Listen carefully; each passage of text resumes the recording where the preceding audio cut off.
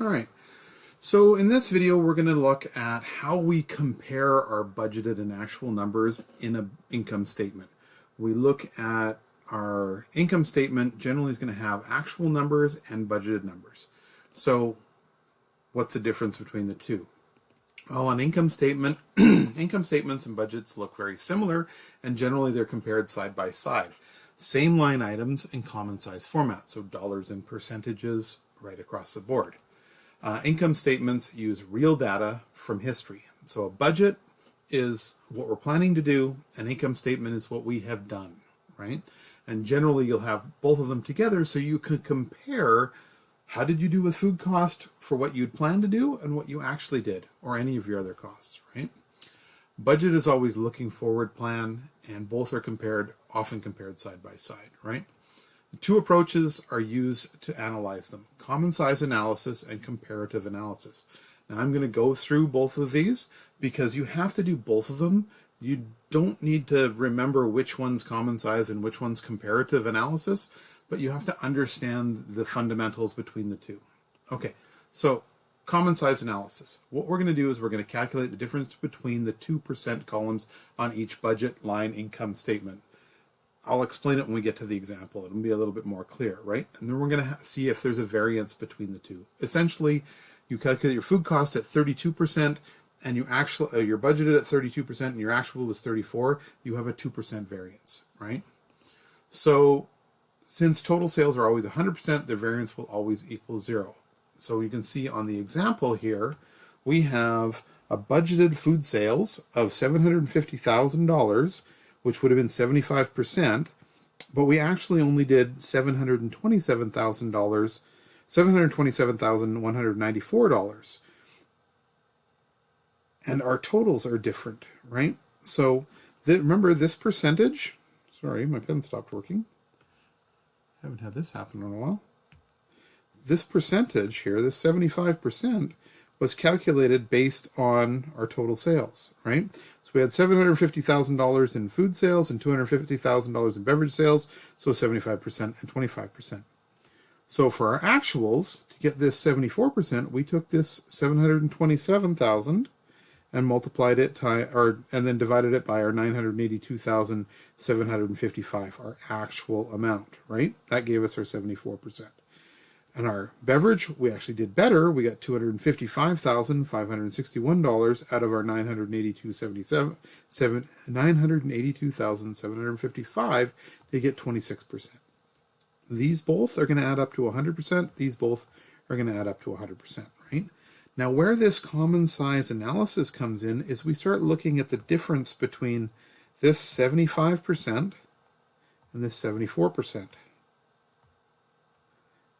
And we had a negative. Remember, any number drawn in brackets is a negative. So we had a 1% variance in our sales. Our food sales dropped by 1% compared to what we had budgeted. But our beverage difference here is positive 1%. So this is where it nets out to 0, because our total sales are always 100% and 100%, even though we're missing a bunch of money here, right? But we're looking at how they compared to each other in here in the common size analysis. So when it comes to variances, right, management needs to determine what's an acceptable variance. Is it 1%, 2%, 5%? That's up to leadership in your establishment, right? Based on experience. Management is going to decide what to do about those unacceptable variances. Really, in my experience, if you had a variance, that was a cause to wonder why. Okay, our food cost is 2% higher than what we'd budgeted. Why? We need to investigate. Is there theft? Did we do a big function that it was at a discounted rate? Did we order too much and we had too much spoilage? Did we overproduce? Like, those are the things that if we have a variance, that triggers us to start an investigation and figure out, well, why? What can we do to get closer or minimize that variance, right? Is it a controlling costs, boosting revenue, or was the budget just unrealistic, right? And that we're going to talk about budgets in the next video, but I've come across budgets where it's just unrealistic. Somebody said, we're going to have to increase $10,000 a week in revenue. Well, That's great, but how are we going to do that? What's the plan, right? Where's the realistic part of it, right? If figures beat expectations without sacrificing business standards, changing the budget may be appropriate. Maybe we budgeted too low, okay? Now, the second way we look at these same numbers is through comparative analysis. So in this, what we're going to do is we're going to calculate the difference in dollars and then figure out what the percentage is of those dollars, okay? So our dollar variance divided by our earlier period or budgeted dollars. And you'll see here coming up, okay, a couple more points. It's great for determining trends and identifies how well our dollar figures align with our budgeted dollar figures, but it does not highlight problems that occur when managers fail to adjust their expenses to reflect shifts in revenue. So, you know, there's two ways to look at our profit loss statement. Neither of them looking at one of them tells the whole story. You have to look at both of them. So, comparative analysis now. So what we're looking at here now is the difference in dollars and then what that percentage is of our previous budget, right? So if we had $750,000 in food budgeted and we only did $727,194, that means we missed out on $22,806. We were down that much.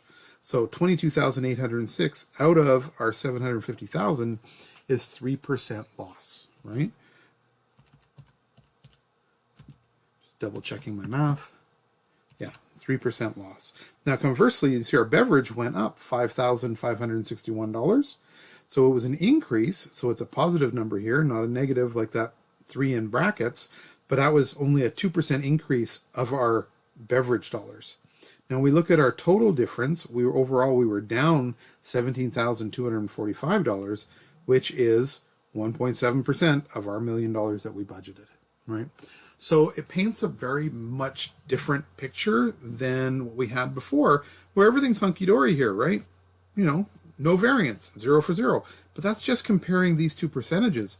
It's not taking into account the dollar amount, right? So this is why you have to look at both of these methods to understand the big picture. So some notes on comparative versus common size. So comparative provides dollar differences as well as percentage variances. Comparative highlights the difference between small value line items better, and comparative shows trends for future budgeting. Common size better highlights changes management should have made when the revenue missed its target. Best to do both analysis, right? And like I said at the beginning, you don't need to memorize which one's comparative and which one's common size. You really need to just remember that you need to look at the difference in the percentages based on the whole, and then look at what's the dollar value based on it, and their percentages, right? So you get the whole picture of what's going on and where you need to start investigating. All right, the next video we're going to talk about how we construct budgets.